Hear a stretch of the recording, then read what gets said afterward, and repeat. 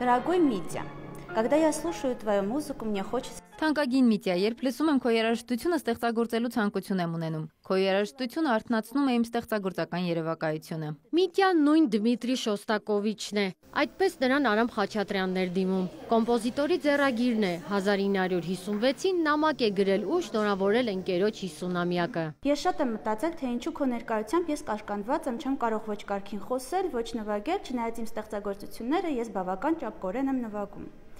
Ինձ համար հաճելի է, որ կա մի մարդ, որի նկատմամբ տածած հարգանքից եւ հիացմունքից ես ամաչկոտ եմ դառնում։ Նամակը գտել է Էդվարդ Միրզոյանի տիկինը, կոմպոզիտորի անձնական արխիվն ուսումնասիրելիս։ Ինքն էլ չգիտի, թե ինչպես է այն իրենց տանը հայտնվել։ Խաչատրյանի մտերիմներից են եղել թե Միրզոյանը, թե Շոստակովիչը։ Ենթադրում են, գուցե Դիլիջանի կոմպոզիտորների տանն են նամակներ փոխանակել։ Մինչ հանդիպել է արդեն Շոստակովիչը լսել էր Արամ Խաչատրյանի առաջին սիմֆոնիան, նա այնքան հիացած էր, որ այնուհետև գրում է, որ արվեստ մուտք է գործել մի նոր տաղանդ, հզոր եւ ինքնատիպ, եւ այն կոչված է դառնալու 20-րդ դարի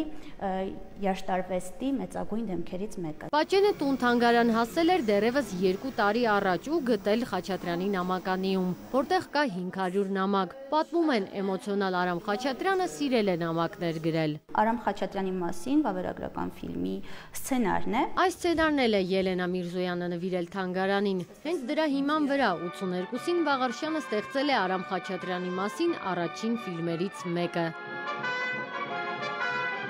Հասմիկ Առաքելյան, Հակոբ Թումանյան, լուրեր։